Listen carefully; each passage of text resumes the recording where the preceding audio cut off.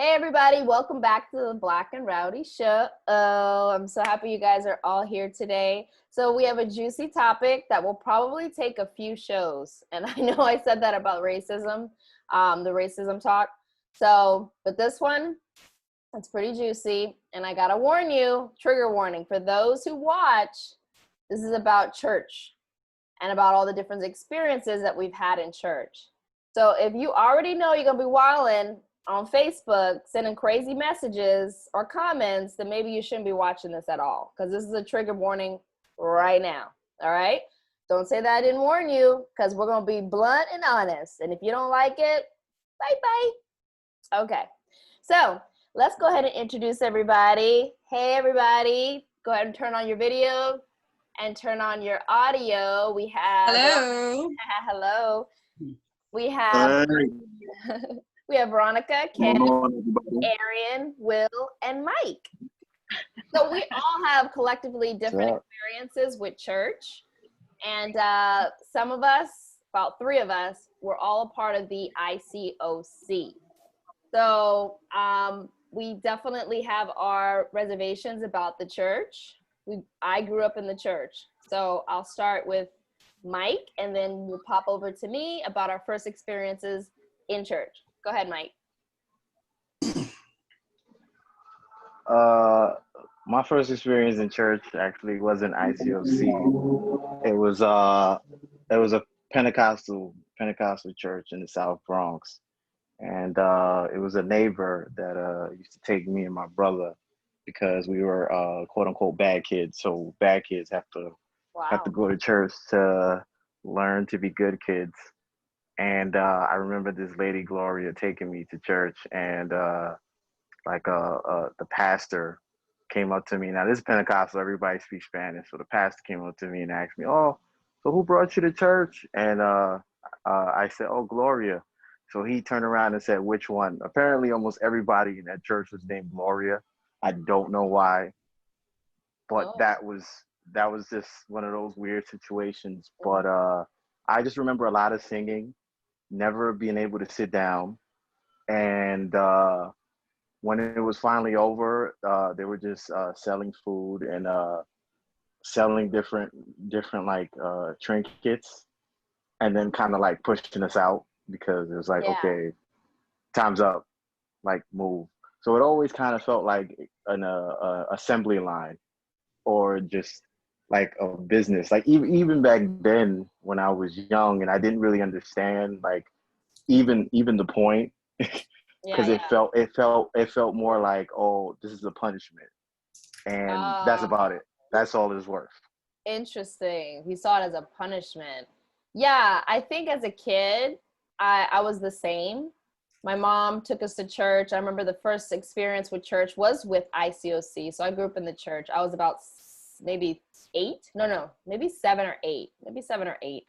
And I remember seeing my dad get baptized, and then I didn't see him at church after that.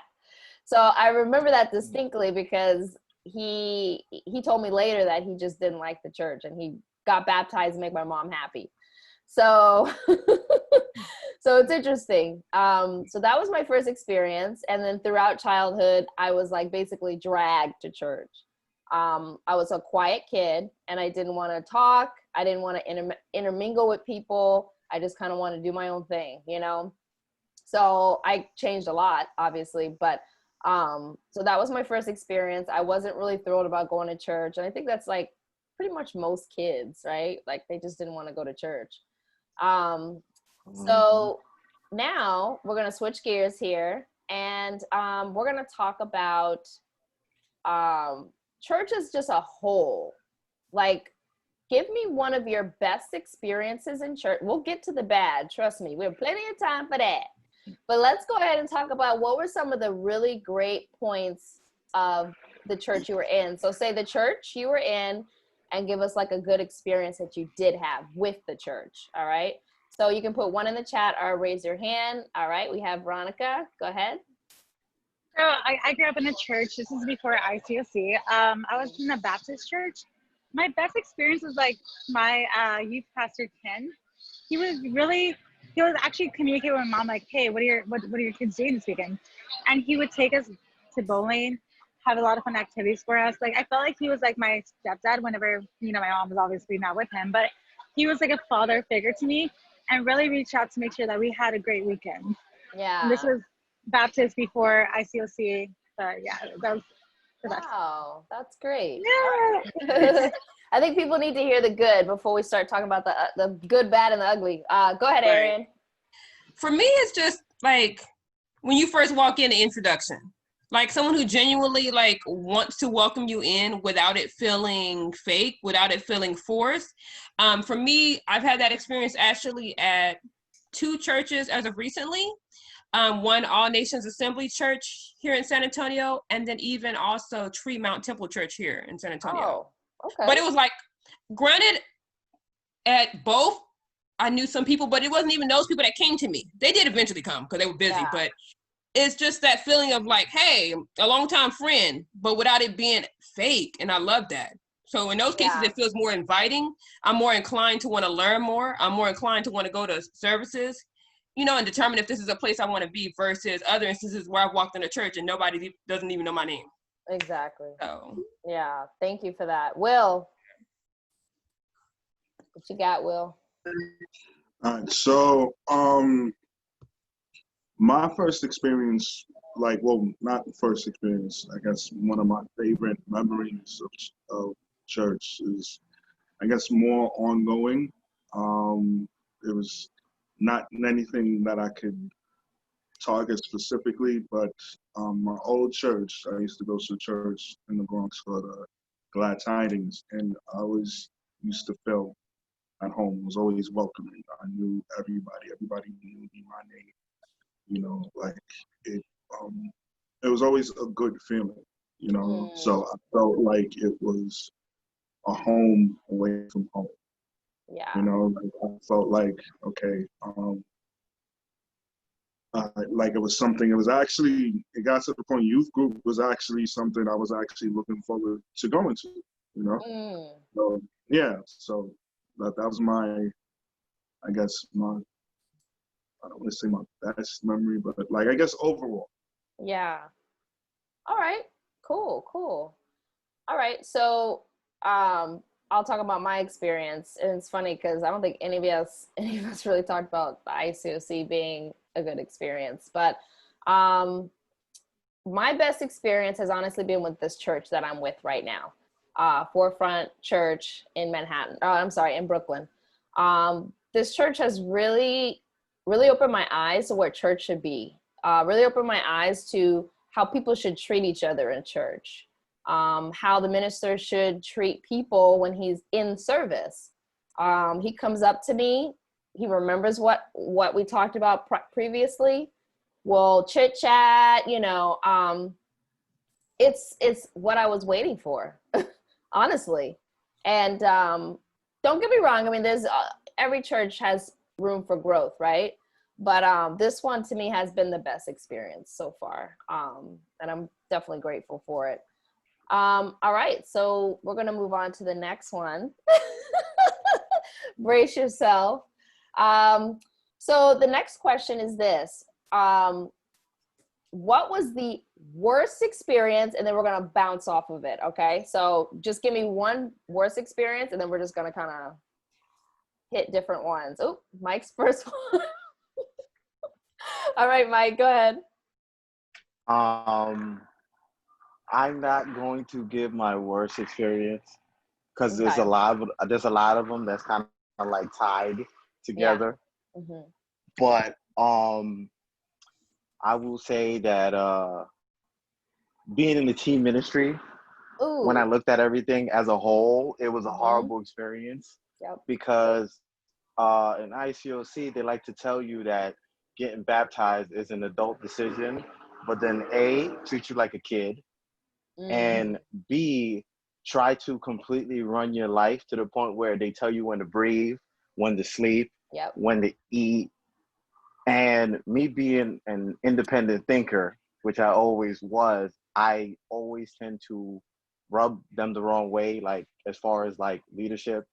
I Yeah. always rubbed them the wrong way. I always upset them. Like there was Mhm. a time when they would have the Solid Rocks, and I hated that Oh game. yeah. But anyway, and I remember one of the guys that was preaching was talking about, oh, you people are in this type of sin, this, that, and the third, and Mhm. pointed at me and in the middle of it, like in front of everybody, and Oh my literally put his finger right in front god. and said, and I'm looking right at you right now. So for Wow. for me, that was a pretty bad one. But Yeah. around this time, I was kind of like, I guess semi ignorant, because when I went to that church, it was because one of my friends had just got killed, and I just started Mm. feeling like, oh, now I need like I need help, because now I'm starting to see, oh, I could die at any moment. But there was a time when I actually again almost got killed because somebody tried to rob me like on a Tuesday, and like instead of them killing me, they like beat me up really badly to the point where I had internal bleeding and I was coughing up blood. Oh And my I went to church gosh. actually. I went to church Oh. the next day. The next day, because I felt like, oh, I need Jesus, I need God. And I'll never forget Wow. how I was shunned that next day. Because there was so many people that already didn't like me, already had a problem with me. Now I'm a teen in this situation and I'm Mm. bleeding. Like literally I'm still coughing blood, and nobody asked me how I was doing. Hmm. Like they prefer me just sitting in the corner because, oh, such and such person don't like you. Because the whole big thing there was, well, if a leader doesn't like you, then everybody under them don't like you, so it Wow. doesn't really matter. So I felt like Tupac after Tupac had like got shot up, and I say, you know what? Now I see. Like I Yeah. see things Oh. clearly now, and everything is like when you start realizing that what they were telling you was like really not true, as Yeah. far as like, oh, we're there for you. And I'm not saying that was everybody, because there Yeah. was like one person that was there, and he was surprised at how many people just didn't even bother to.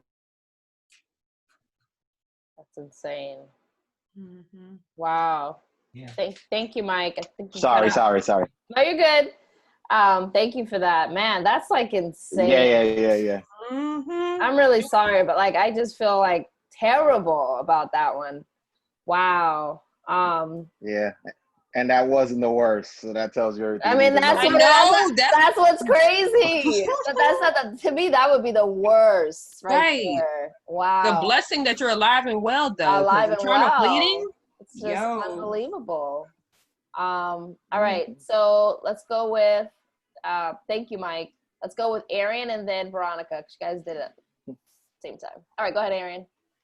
I would say one of mine. I mean, I feel like there was a few, but one of mine that just kind of took me aback was, and you're familiar with this, Kim and Veronica, but just a situation where I was dealing with something with one particular guy, and Mm.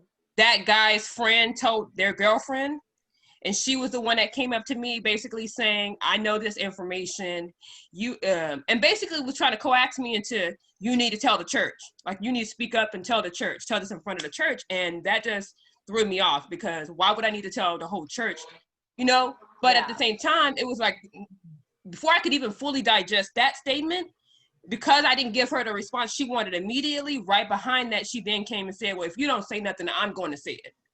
But Yeah. and my thought was, how can you speak on my experience? Yeah, exactly. But it was just the urgency, the need to feel like you have to rush me, when you don't even know what the situation is. You're taking it from the perspective of someone else that heard it from someone else. That's right.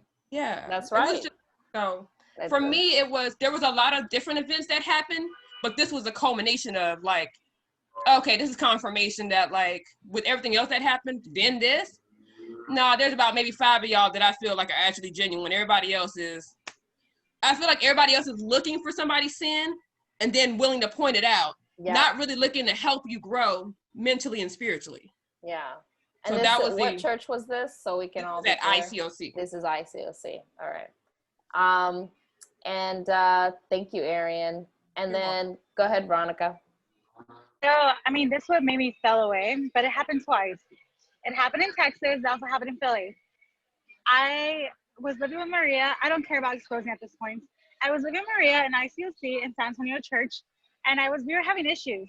I Mm-hmm. reached out to sisters like, hey, can somebody help us, guide us, advice, like where we can eat, like both work together because ICOC we have to share bedrooms for accountability. So me and Maria Mm-hmm. were sharing a bedroom in an apartment. Yeah. And so it just made me mad how like I was trying to like get advice, not gossip, just like see like how can we both work at this to be better roommates. And then it happened again in Philly with a roommate of mine named Ashley. I'm Mm-hmm. sorry, I want to expose because I'm so tired of it. I'm tired of like the Mm-hmm. secrecy. And it's like with Ashley, I talked to my girlfriends, I talked to older sisters who are in the church.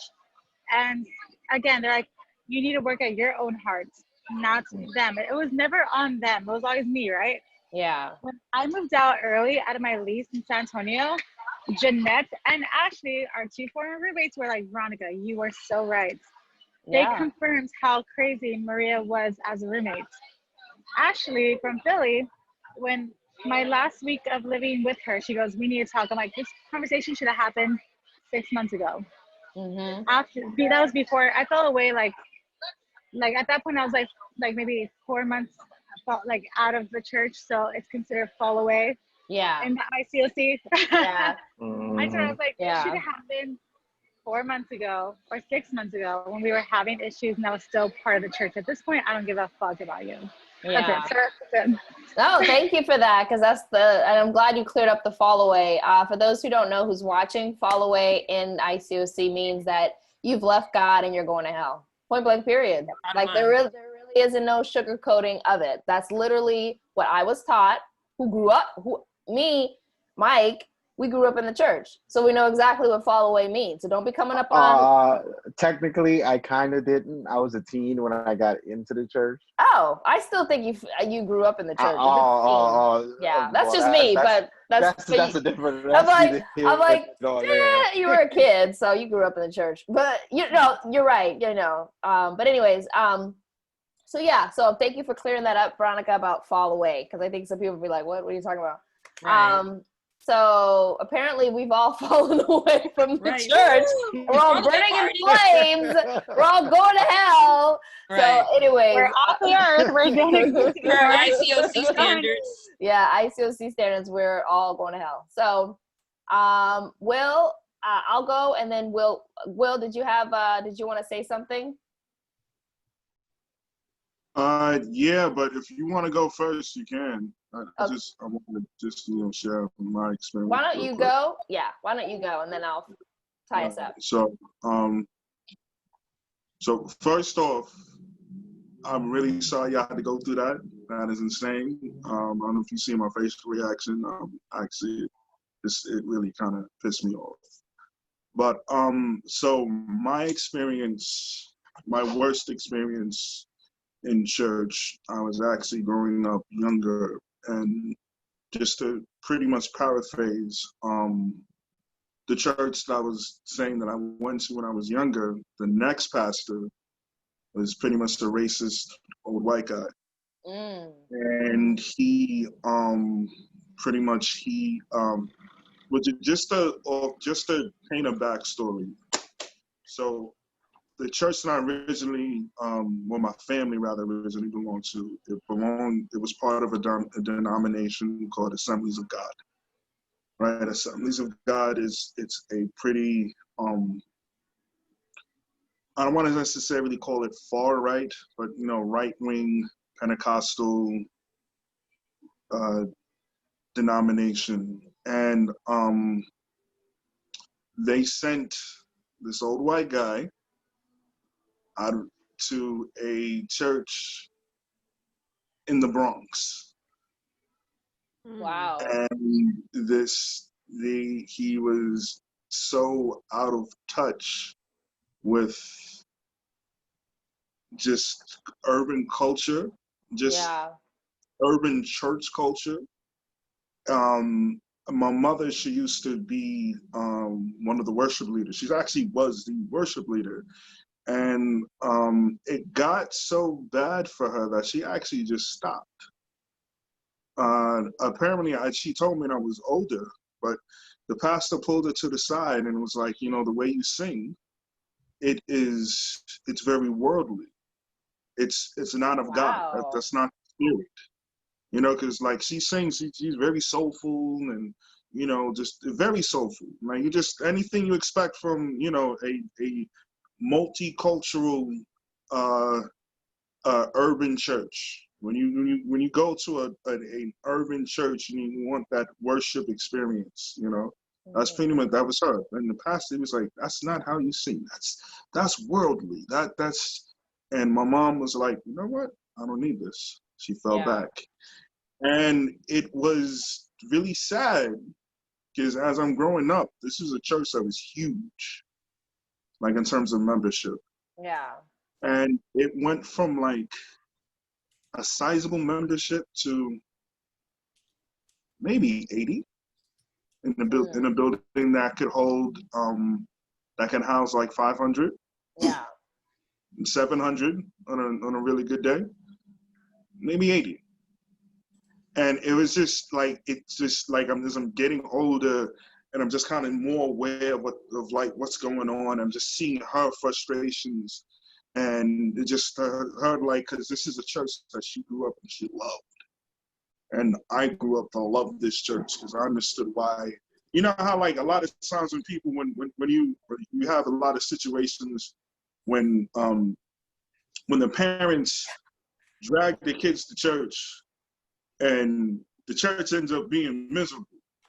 Like, that was never that, it was never that experience. Like I made friends there, I made people that I still talk to there. So And it was just so to just see it drain. yeah. Like, and just for like the way he changed it.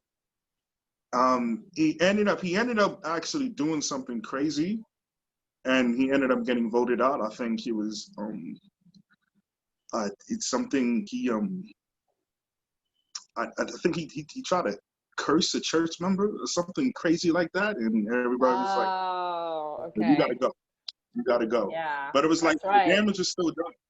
Yeah. Like that's right. People it left. never recovered. They ain't coming back. It never recovered. Yeah, of course not. Yeah, that was a bad move for them to bring him to the church. They needed. I mean, It wasn't. It wasn't a good move. It just wasn't. It wasn't a good move. Like, I mean, this is still because I'm a little kid. So like I'm like maybe like 10, 11. And I think when he finally got rid of him, I was like 14. Oh, so he was there a long time. Yeah, enough time to create damage. Yeah, enough to. He was there, yeah. Like it was like so the first pastor who was there, like as I remember, which I loved, pretty much from like my childhood. Like I love this guy. Like I loved him. Like he would work. He would work in like as I was growing older, I'd always run into him because he would work in he was actually into local politics. So he was working for at the time the Bronx borough president, and he like he was just all over the community. Yeah, like he was really big in just community work. Yeah. So I'll go from that experience to this dude. Right. Was horrific, traumatic to say the least. Ken, do you have anything to add to this convo about your worst experience in church? I know you told me you were a part of a Baptist church. Oh yeah, so I was part of the Southern Baptist Convention, and basically I was taught to hate myself and hate everybody else and to judge everybody.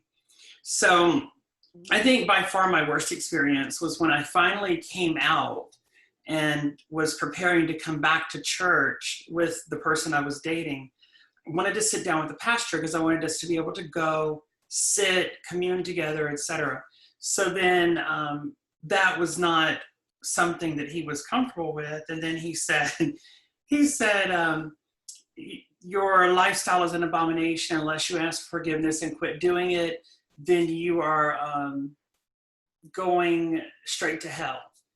And then we had this whole big conversation, and then he said, well, you're damned to hell, and I'll pray for you and that you don't burn, or all this kind of garbage, because they taught hellfire and brimstone.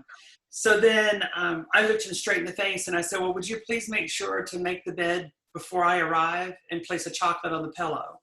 And literally within 3 months of that conversation, he was ousted by the church for having sex with the deacon's wife. Wow. See? Yeah, literally. See? I'm surprised, but not Calling the surprised. kettle black or the I mean, it's literally 2 or 3 months later, and Wow. going through that, he was discovered, the affair was discovered, and it had been an ongoing thing. So I actually reached back out to him and I said, don't forget the pillow with the chocolate. Wow. Very good. I love that.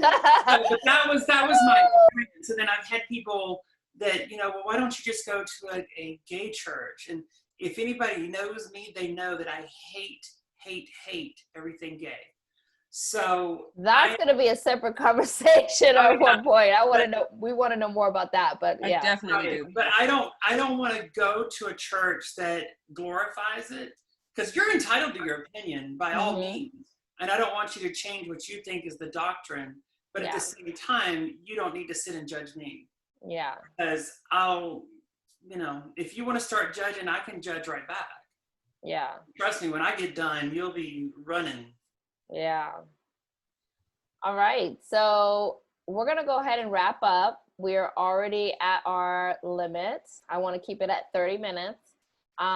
So again, this will definitely be a continuation of this talk. Obviously, we didn't really get to the nuts and bolts because there's some craziness.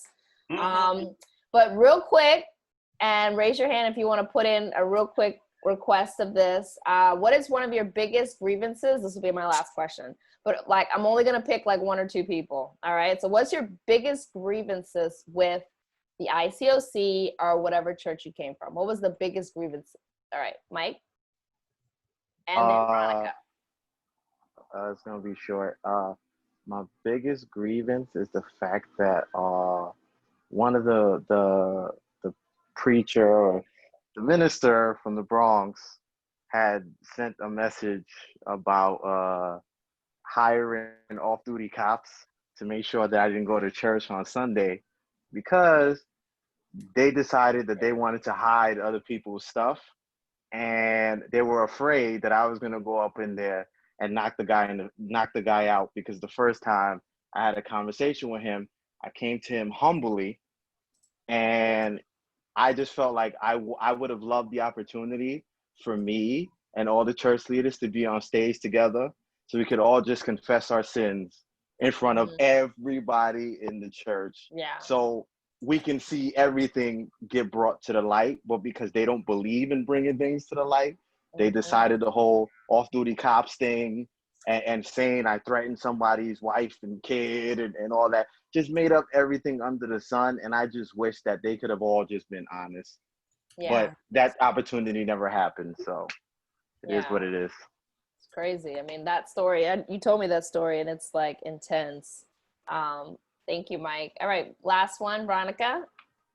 So I feel like as an adult, leaving the church, I'm messed up. I feel like I don't know how to have a good relationship with a guy. It's hard for me to trust people, even make friends. I actually cut off one of my best friends recently. I just feel like I have to do it all by myself, life all by myself, because that's what ICOC has taught me. No one was ever in my corner, defended me, reassured me, even my family. I feel like I just have to do life by myself, because that's all I know. Yeah. I actually want to cry right now talking about it. I don't want to cry, but I'm just so frustrated. It's okay. It's okay. Yeah. You know. So mad. I'm Kim, you know. I mean, you do know too.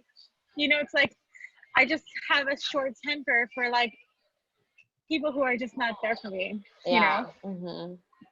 Sorry guys. Okay, let's talk about this talk, Kim, because I don't want to cry. No, you're good. All right, thank you everyone for joining the show. Again, we will have this conversation. It will be continuous. This is an opportunity for release and therapy, right? Just to talk about it, and for other people to hear our grievances that maybe need to hear it, and maybe send a "I'm sorry" or "I apologize" message. Because I can tell you one of my biggest grievances with really any church is self-righteousness. Like that, to me, that is and Jesus talked about it throughout the Bible. Like, there's a reason why he kept talking about Pharisees, boo-boo, you know? And to me, that is my biggest grievance. So anyways, thank you again for coming on the show. Thank you again for audience for watching.